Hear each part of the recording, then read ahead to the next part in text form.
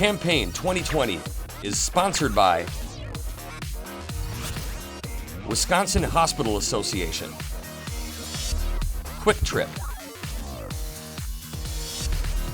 Wisconsin Counties Association, Wisconsin Realtors Association, and Wisconsin Operating Engineers Local 139.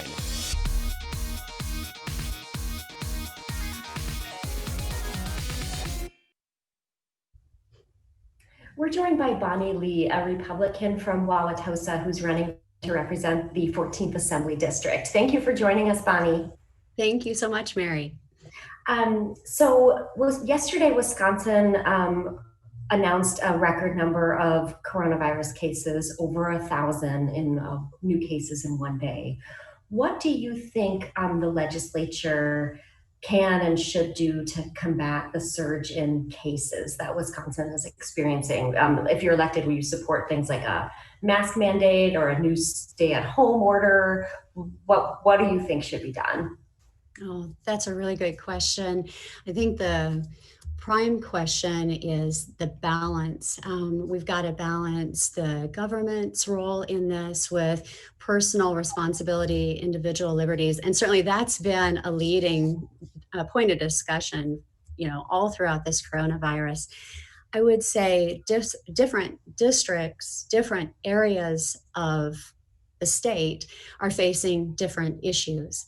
And so local input is going to be very important. I think a mandate from the state, from state government, may not be the most prudent thing, but local municipalities determining what they need to do in face of, in light of the numbers that are coming out in their area, the denseness of the populations, the different businesses that are in those areas. I think that those are going to be questions that people have to, they're going to have to grapple with. One of the other issues that the Capitol is going to be facing is tax collections. The governor has warned that they could fall by as much as $2 billion this year.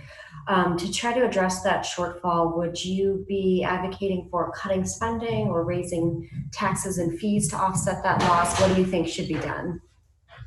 Yeah, boy, coronavirus has just been a massive upheaval, globally, nationally, the state level, all the way down. In our own state here, we've had about 500,000 people file for unemployment insurance. About 140,000 of those have not received their checks yet. That's been devastating. The great thing is we did enter 2020 with the largest rainy day fund that we've ever had, thankfully. Then we also came in with a surplus of about $800 million. Now, of course, that's no longer there because of emergency spending and the decrease in revenue from taxes. So that means that adjustments obviously are going to have to be made. Priorities, will be considered based on the greatest needs in the state.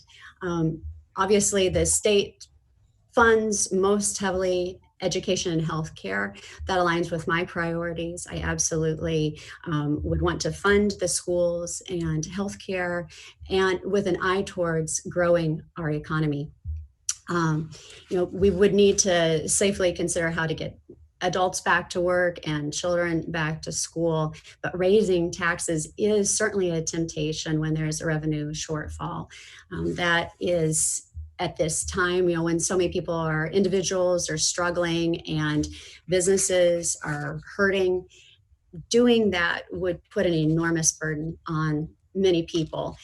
Our state leaders, just the bottom line, are going to have to work together. They're going to have to bring fiscal responsibility and creativity together and make hard decisions for our state to move forward. But we will. We will. When it comes to the next set of district boundaries, Governor Evers has created his People's Maps Commission. The Republicans who control the legislature want to continue to draw the next set of maps. Who do you think should draw the next set of lines and district boundaries? So our Wisconsin state constitution gives that responsibility for drawing the district maps to the legislature and the governor.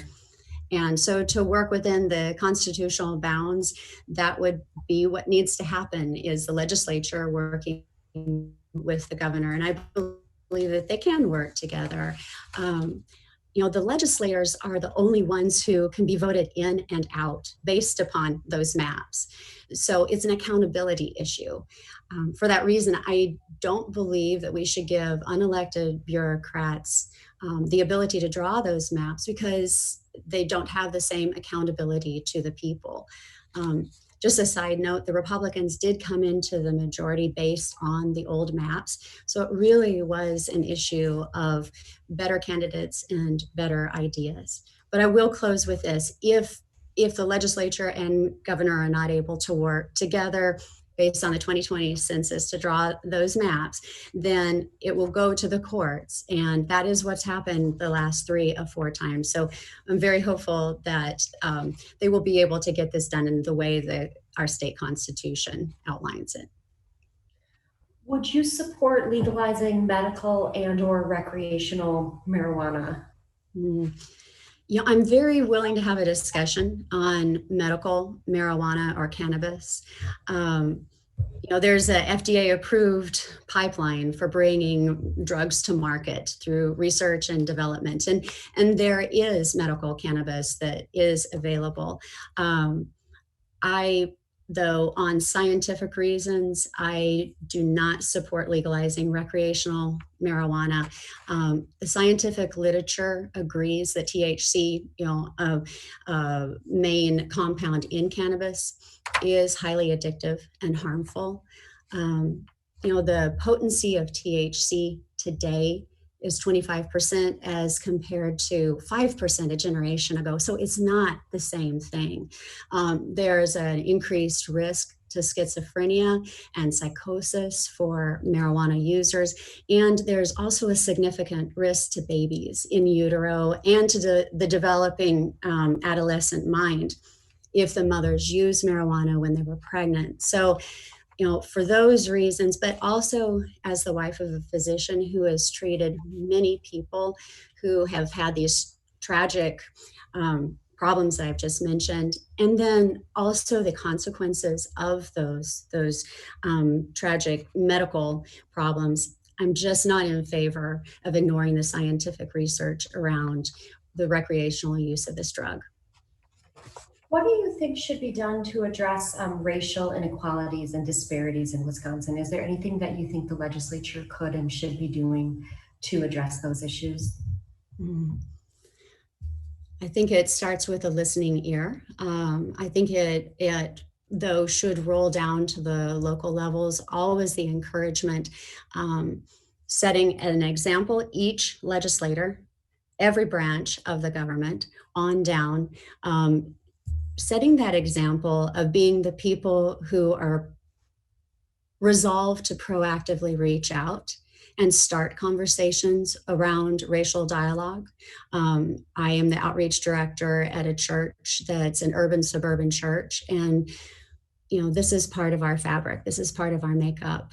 We have been engaging the community in these conversations. And sometimes it just takes being the light on the hill to show an example of how to do this. But I do think that state leaders can be wonderful models for local leaders. And then my hope and prayer would be local governments would foster that sense of dedication to having those open discussions. Last night, I was at the R-Wauwatosa City Council listening session on equity, race, and the police. And, so the City Council made it known, come, we will hear you. We're not making recommendations, we are just listening. And I think that posture of listening is good. Okay. Wisconsin has some of the highest property taxes in the country, which is why what school districts and local governments can levy in property taxes is limited or capped. They can pass referendums that can exceed those caps, but obviously have to go through that process.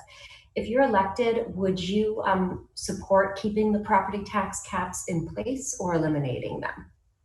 Yeah, at the heart of this question is people. So I think, residents and municipalities is the main focus here. So I would start off by saying that people are the greatest asset in Wisconsin. So our focus always needs to be on retaining those that we already have living in our district and our state, and attracting new people here. Certainly, we have really great local government in this district, as well as schools. And the nearby medical complex really has the potential, all three of these working together, to attract people. But I'm hearing from quite a few senior citizens, and young families that are considering moving into the district, that they're concerned about the property taxes. They're stressed. I mean, here in Wisconsin, they are fifth highest in the nation. So that is something to keep in the back of the mind. So all of that said, I do support maintaining the property tax caps, because if we were to eliminate those caps, then municipalities will very naturally raise those taxes, which will then make housing less affordable in Wisconsin, and it will increase the cost of doing business here, which we really, especially right now, just cannot afford.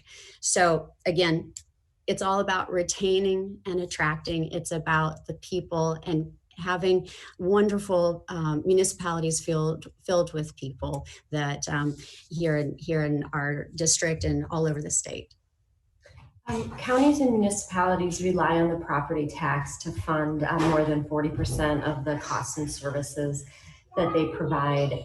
Do you think it's time to consider alternative sources of revenues?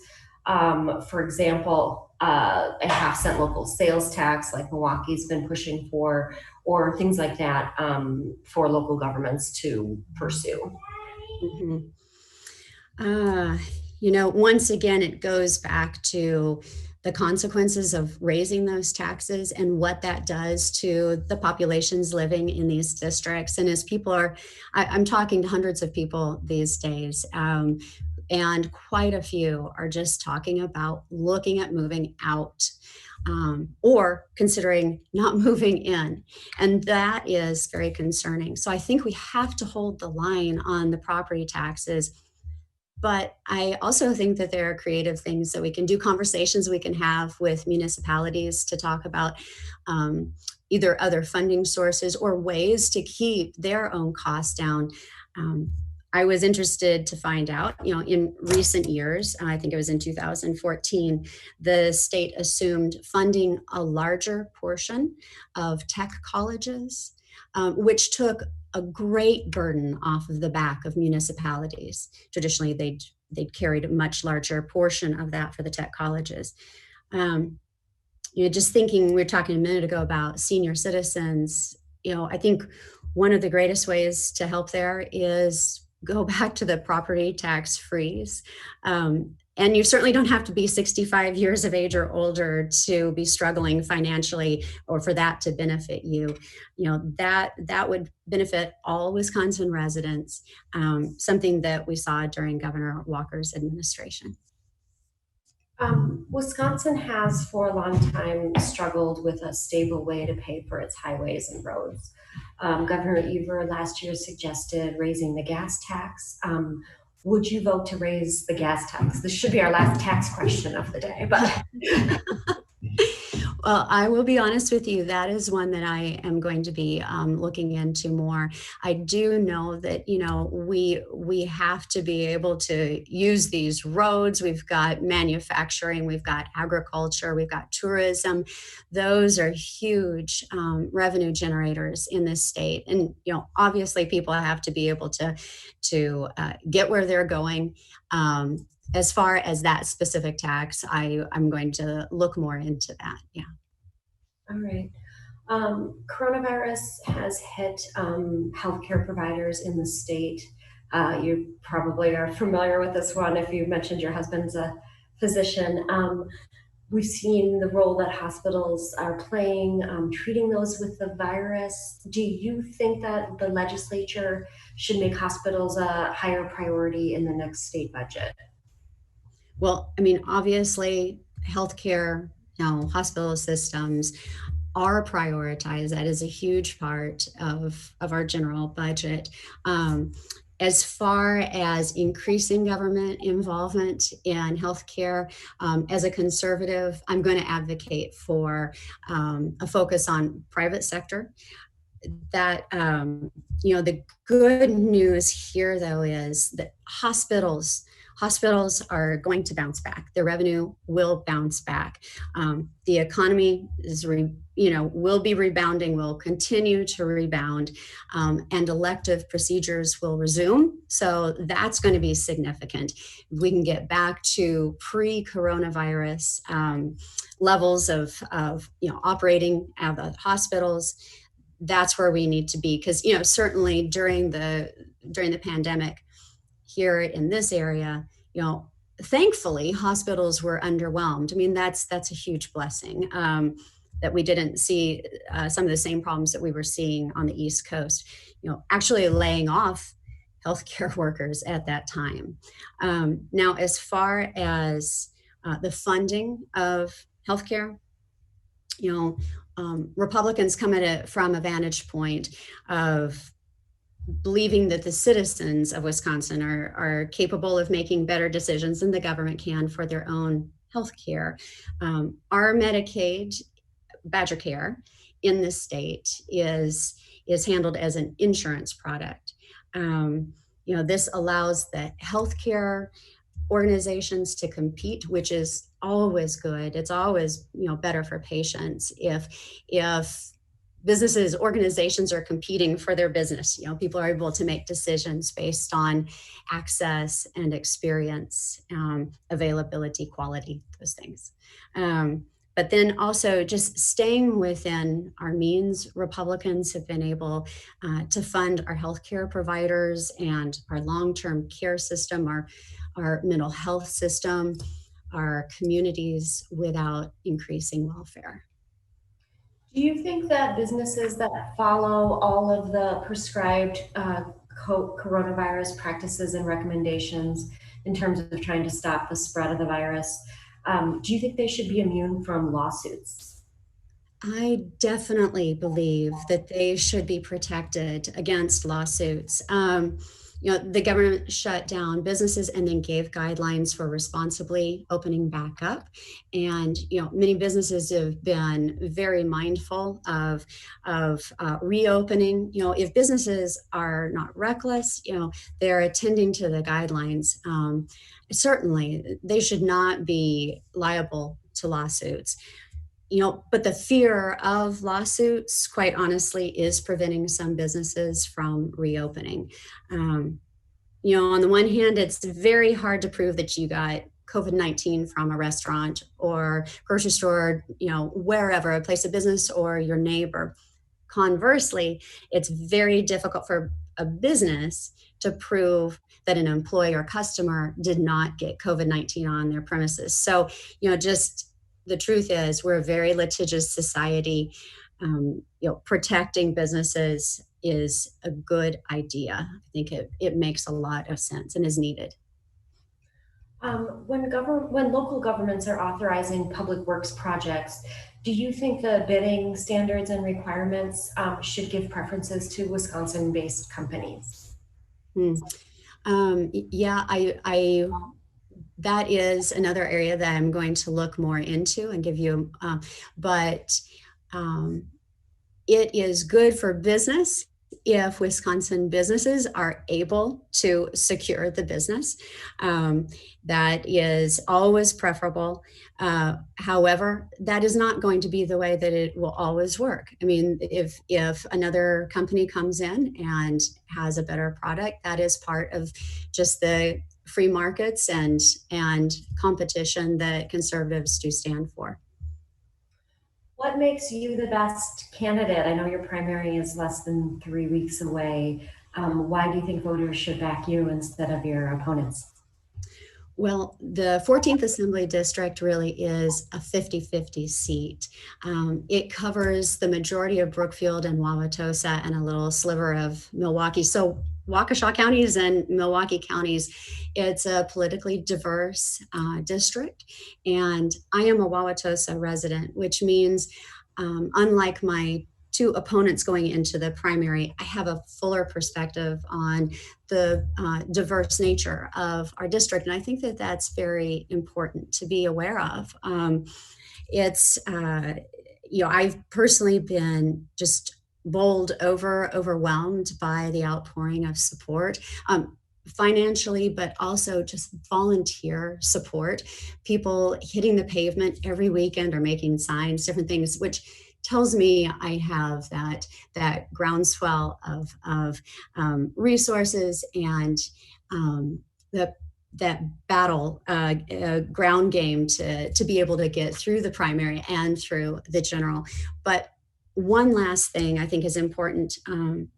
This district, talking about the diverse nature of our district, we need a representative who can rise above the polarizing moment that we're finding ourselves in, to be able to work with people, to reach across proactively to try to heal our district, try to heal our state. It's just been a very tumultuous time.